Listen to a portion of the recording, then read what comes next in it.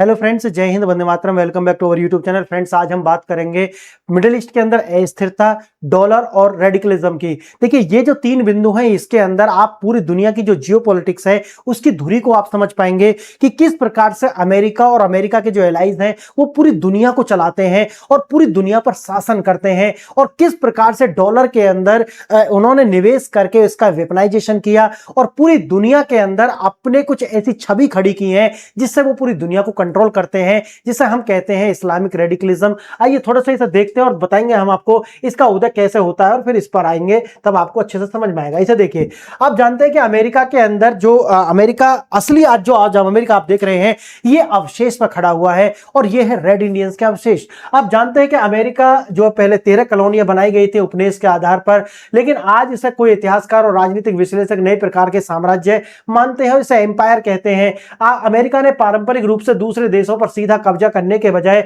आर्थिक, सैन्य और सांस्कृतिक तरीके से अपना प्रभुत्व फैलाया है। आज आप देखिए कि अमेरिका का जो ब्रांड्स हैं, चाहे वो एप्पल हो, चाहे वो आप देखते हैं मैकडॉनल्ड हो, क्या कोक हो, ये जो इतने भी ब्रांड हैं, इनको लेकर के एक तो उन्होंने अपना जो कल्चर है उसका जो प्रभुत्व है वो आपके कल्चर के ऊपर डाला है ना, जैसे कल्चरल सुपरमेसी भी कहते हैं आप वेस्ट की। दूसरा, आपके उन्होंने क्या करा, आर्थिक यानी कि जो अर्थव्यवस्था है दुनिया की उसको अपने कब्जे में लिया डॉलर के रूप में बना करके, है ना। और फिर उसके बाद में उन्होंने क्या करा, अपनी आर्मी डेवलप की और डिफेंस के रूप में बहुत सारे उन्होंने कार्य किए ताकि वो धुरी पर आ जाए। आगे देखना आप, सैन्य ठिकाने, अमेरिका के पास दुनिया भर के 80 देशों में 750 से अधिक सैन्य ठिकाने हैं जो सक्रिय भी हैं। नाटो बनाया, ऐसा शक्तिशाली संगठन, जैसे मैंने आपको बताया कि कोई एक डिफरेंस पावर क्रिएट करा। असलियत तो इसकी निकल करके आई गई है, आपने देखा ही है कि एक इस तरह का जो संगठन बना लिया कि दुनिया इन पर हाथ डालने से डरे। इतिहास में अमेरिका ने वियतनाम, इराक और अफगानिस्तान जैसे कई देशों में सीधे सैन्य हस्तक्षेप करके अपनी इच्छा के अनुसार सरकारें बदलने की कोशिश की है, ये इतिहास बताता है।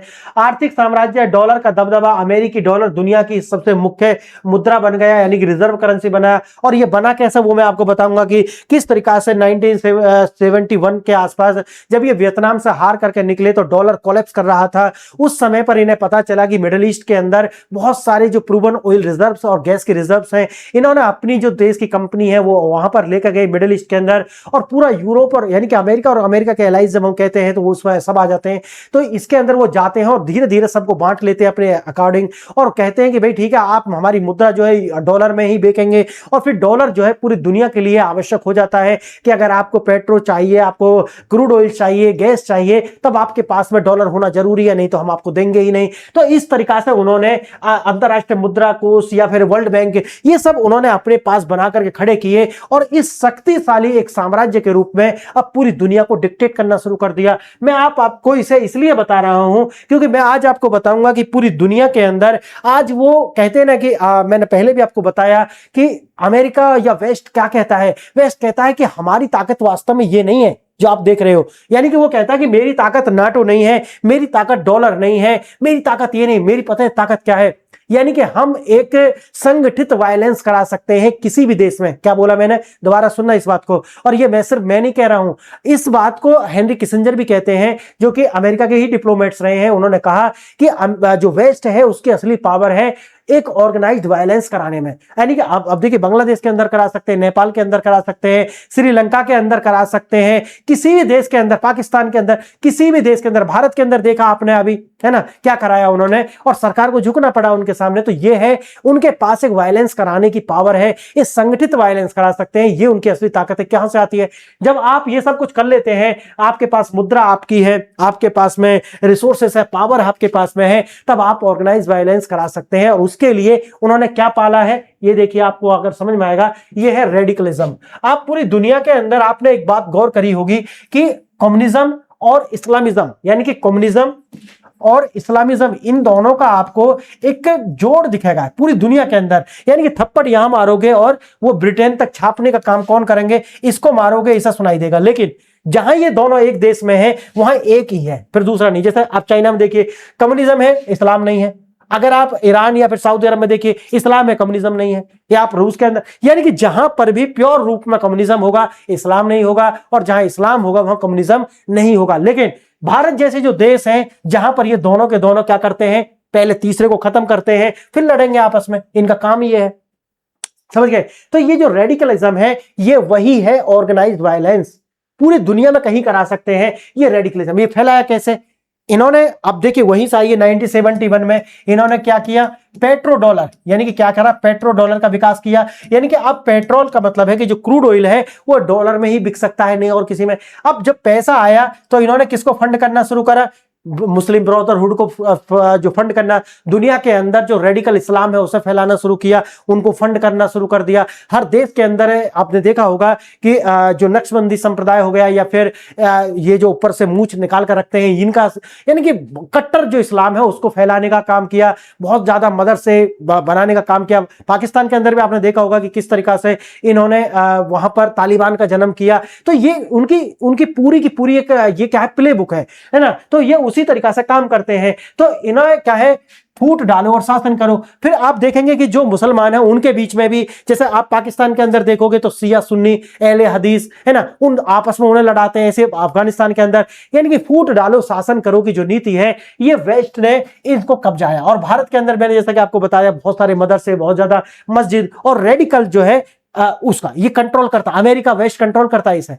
यानी कि जिस देश में चाहेंगे ये वायलेंस करा सकते हैं। अब देखिए तेल निकला, डॉलर से जोड़ दिया, और ये जो तेल का डॉलर का जो कॉम्बिनेशन है ये कहां जाएगा, ये रेडिकलिज्म में इसको फंड किया जाएगा। यानी कि वो जो फुट ग्राउंड्स है इसके साथ में ये जो रेडिकलिज्म है इसके बचाव के लिए कौन खड़ा करा जाएगा, कम्युनिज्म खड़ा करा जाएगा। यानी कि कम्युनिज्म पैसा लेकर के क्या करेगा, इसे अभी हमारे प्रधानमंत्री ने एक बहुत अच्छी टर्म दी है, इन्हें कहते हैं बौद्धिक नक्सल।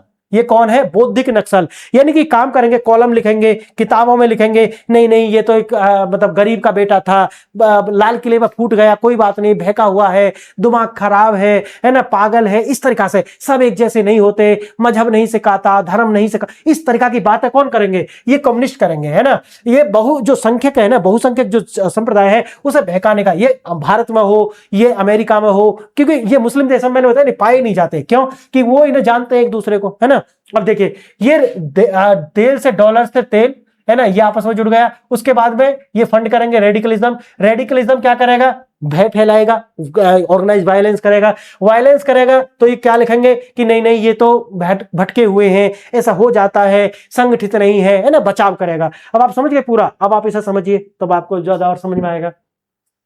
अब यहां पर देखिए, जब अमेरिका के जो उपनिवेश है यानी कि कॉलोनी थी, वहां के जो लोग थे रेड इंडियंस, यानी कि उनको वहां से मार के भगा दिया। तो अमेरिका का नेचर समझो, अमेरिका किसी का नहीं है। कहते हैं ना, आपने देखा भी होगा कि यार अमेरिका किसी का नहीं हो सकता, क्योंकि अमेरिका अपने देश का ही नहीं है। यानी कि उन्होंने इतना डॉलर लेकर के रखा हुआ है कि वो अपने देश की ही परवाह नहीं करते। आप देखेंगे ना, रेड इंडियंस जो हैं उनको किस तरीका से इन्होंने वहां से हटाया, है ना। वहां से उन्हें सबको, जो नेटिव निवासी है उनको हटा दिया, और जब उनको वहां से हटा दिया तो उनके स्थान पर क्या करा, अमेरिका बनाया। और अमेरिका जब बनाया उन्होंने, तो आज आप देखते हैं कि इतना सारा कर्ज लिए हुए हैं कि अपने देश की भी उन्हें ज्यादा पड़ी नहीं है। क्यों, क्योंकि उस देश के वो बासिंदे नहीं है, उस देश के वो लोग नहीं है, है ना। वो अमेरिका है, अमेरिका मतलब है वो किसी का नहीं है। क्लियर, वो अपने फायदे का, उसे चाहिए पैसा, उसे चाहिए अमीरी, उसे एक ही भाषा समझ में आती है, पैसा, है ना। डॉलर डॉलर डॉलर, बस, है ना, प्रभुत्व। इसके सिवाय उन्हें ना राष्ट्रवाद समझ में आता है, कुछ नहीं आता, उन्हें एक ही भाषा समझ में आती है। आप देखिए यहाँ पे और तुम्हें समझ में आएगा कि ये क्या है। 1970 के दशक तक ईरान और अफगानिस्तान का जो माहौल है, आप देखिए, ये मैं आपको दिखाता हूं कि किस तरीका से इन्होंने जो कट्टरवाद है उसको फैलाया, इसको पोस्ट देख सकते हैं। 1970 तक जो काबुल है या तेहरान है उसका जो माहौल बिल्कुल अलग था। यानी कि जो लड़कियां थी वो आपको, लड़कियां और महिलाएं मिनी स्कर्ट्स, वेस्टर्न कपड़े पहन करके आपको घूमती हुई दिखती थी। खेल और स्पोर्ट्स, महिलाएं स्पोर्ट्स टीमों में हिस्सा लेती थी, अंतरराष्ट्रीय प्रतियोगिताओं में खेला करती थी, आधुनिक शिक्षा हुआ करती थी, विश्वविद्यालय, कॉलेज, सह शिक्षक यानी कि को एजुकेशन, लड़की लड़के एक साथ मिल करके पढ़ा करते थे। आजादी की महिलाओं को बहुत ज्यादा आजादी भी थी। महिलाओं के बिना किसी पर्दे के, हिजाब के, मेडिकल हो, कानून की पढ़ाई हो, राजनीति में आने का हो, ये सब आजादी थी। लेकिन 1970 के बाद में, जैसा मैंने आपको बताया, धीरे धीरे वहां पर अतिवाद बढ़ने लगा, अतिवाद, चरमपंथ बढ़ने लगा। और फिर धीरे धीरे से आप जानते हैं कि जब चरमपंथ बढ़ता है तो उसका सबसे पहले शिकार होते हैं ये वल्नरेबल ग्रुप, बच्चे होते हैं, महिलाएं होती हैं, बुजुर्ग होते हैं, ये सब उसका शिकार होते हैं। तो यही होना शुरू हुआ, किसने करा, यानी कि इसका जो आपने देखा भी होगा, बहुत सारे जो मुस्लिम है वो ये कहते हैं कि ये जो करने वाला है ना, सब ये अमेरिका कर रहा, सब अमेरिका। लेकिन वो कभी ये नहीं सोचते कि आखिर अमेरिका पाकिस्तान में क्यों कर सकता है अतिवाद, ईरान में कर सकता है, सऊदी अरब में कर सकता है, लेबनान में कर सकता है, या सीरिया में कर सकता है ना, बहुत सारे इन जगह पे कर, लेकिन कभी वो हिंदुस्तान में क्यों नहीं कर पाया। आपने सोचा कभी? क्योंकि इनके अंदर जो इनकी जो लिटरेचर है ना, हदीस है, कुरान, उनके अंदर ये सब कुछ पहले से इनबिल्ट है। यानी कि खाद पानी पहले से दिया जा रहा है, बस थोड़े से सहारे की जरूरत है और वो एक पूरा बन जाएगा फिर, है ना। तो जो अतिवाद है वो पहले से इनबिल्ट है। समझ गए मैं क्या कहना चाह रहा हूं? यानी कि एक हिंदू जो है उसको नहीं बना सकते, ये अतिवादी, एक आतंकवादी नहीं बना सकते, लेकिन मुसलमान को बना सकते, क्योंकि उसके अंदर वो पहले से संभावना है और बस थोड़ा सा आगे डालेंगे एफर्ट और वो बनकर तैयार। आप पाकिस्तान के अंदर आप तालिबान बना सकते हैं, भारत में नहीं बना सकता अमेरिका। समझ गए? आप ईरान में बना सकते हैं, आप सऊदी अरब में बना सकते हैं, अफगानिस्तान में बना सकते हैं, आप बांग्लादेश में बना सकते हैं, लेकिन भारत में नहीं बना सकते।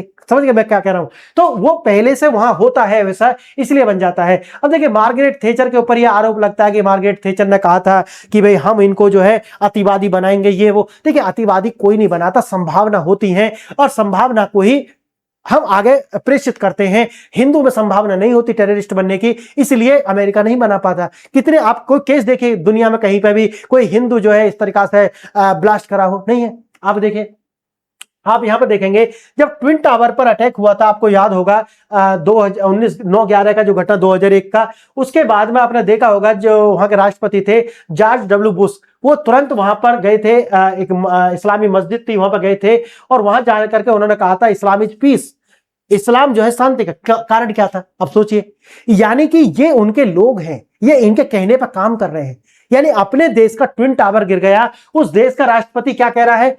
वो कह रहा है कि नहीं, ये तो शांति का मजहब है। और उस दिन के बाद से आज तक मुसलमान ये घुमाते आ रहे हैं कि हम तो शांति का मजहब है। अब सोचिए इस बात को, यानी कि ये दोनों ही क्या है, सबको फायदा है। यानी इस्लाम को फायदा क्या है? उसने कह दिया शांति का मजहब है। और उसने क्यों कहा ऐसा? क्योंकि ये उनके ही लोग हैं, इनसे आगे भी काम लेना है। क्यों? कि उन्होंने कहा था कि हमारे पास में क्या है, संगठित क्या करना है, संगठित वायलेंस करा सकते हैं, संगठित विद्रोह करा सकते हैं। ये क्षमता कौन देता है? कौन देता है बताइए मुझे? ये क्षमता यही देते हैं, इनके फुट ग्राउंड्स हैं। अब जो कम्युनिस्ट हैं वो आपके लिए जमीन पर जाकर नहीं लड़ सकते, उनके लिए आपको ये चरमपंथी चाहिए। अब आप समझ रहे, ये गठजोड़ है। ये ऐसा नहीं है जॉर्ज डब्ल्यू बुश गया और उसने ऐसा मजे में नहीं बोला है, वो ये सिर्फ ऐसा बचा रहा है क्योंकि अब कम्युनिस्ट ये नहीं लिख सकते थे, नहीं ये तो पागल है ये। अब आपको एक बड़े लोग की जरूरत है, तो बड़ा कौन है? George W Bush. समझ गए मेरे? तो ये आप पूरा अगर समझेंगे तब आपको अच्छे से समझ में आएगा कि ये गठजोड़ क्या कहता है और आखिर बचाने की जरूरत क्या थी जॉर्ज डब्ल्यू बुश को। इतने बड़े आतंकवादी हमले के बाद में इनको बचाने की क्या जरूरत थी? क्योंकि यही तो उनके फुट ग्राउंड्स है। आगे देखना, अमेरिका जो दुनिया के लिए जो हथियार बेचता है, अमेरिका जो है हथियार, देखिए कुछ लोग कहते हैं कि अमेरिका हथियार बेचता है इसीलिए दुनिया से आतंकवाद खत्म नहीं हो पाएगा, चरमपंथ खत्म नहीं हो पाएगा। ऐसा नहीं है। अगर आप अमेरिका की जीडीपी के अंदर देखोगे तो मात्र कितना हिस्सेदारी आती है इसकी हिस्सेदारी है 1.5 से लेकर के 1.6। ये जो आर्सेनल है, जो हथियार है, उनकी बहुत बड़ी हिस्सेदारी नहीं है। लेकिन आप ये समझिए कि बात इस हिस्सेदारी की है ही नहीं कि अमेरिका इसके लिए करता नहीं। मैंने जो आपको बताया कि ये तो सिर्फ उनका ऊपर हाथी के दांत दिखाने वाले हैं, लेकिन अंदर जो है वो है, मैंने आपको बताया कि एक वायलेंस क्रिएट कराना है। समझ गए? कहीं हथियार भेजने हैं तो लड़ेंगे कैसे? क्योंकि अगर आपको एक सेंट्रलाइज्ड वायलेंस चाहिए तो उसके लिए हथियार भी चाहिए, है ना। पूरी दुनिया को लड़ा करके रखोगे तो फूट डालो शासन करो की जो नीति है वो भी एग्जीक्यूट हो पाएगी अच्छे से, है ना। तो देशों को लड़ा करके रखो, उनका ध्यान बांट करके रखो, यही है अमेरिका की नीति जो मैंने आज आपको बताया। तो फ्रेंड्स आज के लिए इतना ही। आप मुझे बताइए कि वास्तव में जो अमेरिका है, ये जो मैंने आपको बताया, कट्टरपंथी इस्लाम एक भू राजनीतिक हथियार है अमेरिका और अमेरिका के एलाइज का, इसमें कितनी सच्चाई आप देखते हैं। और जो मैंने आपको बताया, जो क्योंकि मेरे पास तो सारा डेटा था जो मैंने आपको दिखाया है, सार्वजनिक नैरेटिव क्या है, क्या कारण था कि भाई अमेरिका के जो जॉर्ज डब्ल्यू बुश है उसे जाना पड़ा और रिलीजन ऑफ पीस कहना पड़ा, और उसके बाद में फिर क्या कारण है कि आज तक जो इस्लामिक लोग हैं वो कहते रहे हैं कि इस्लाम जो है पीस है ना। तो ये समझिए आप मेरी बात को कि ऐसा क्या कारण है। तो देखिए क्या कारण है कि ये जो एक एलाइज बनता है कम्युनिस्ट और इनका आपस में, कि एक को जो है सपोर्ट करने की आवश्यकता होती है हर देश के अंदर। क्योंकि जो मैंने आपको मूल आइडियोलॉजी बताई, ये देखिए आप 1970 तक इस तरीका की तस्वीर थी अफगानिस्तान से, इस तरीका की तस्वीर थी आपको ईरान से, है ना, कैसे शहर थे। लेकिन उसके बाद में क्या बदल गया? आप देखिए इसको, सोवियत रूस का जो राष्ट्रवाद है उसे हटाने के लिए ये सब कुछ हुआ। मार्गारेट थैचर के ऊपर जो आरोप है, लोग कहते हैं, लेकिन जो फैक्ट वो बताता है कि मार्गारेट थैचर ने कभी ऐसा कहा ही नहीं था। आगे देखना, उम्मा बना लेंगे, उन्होंने कहा कि नहीं भाई उम्मा नहीं बनाने देंगे, हम फूट डालो और शासन करेंगे, ये सब कुछ है। तो आज के लिए इतना ही। आप बताइए कि आपको ये लेक्चर कैसा लगा। अगर लेक्चर अच्छा लगा है तो वीडियो को लाइक शेयर एंड सब्सक्राइब करें। वीडियो देखा इसके लिए धन्यवाद। जय हिंद, जय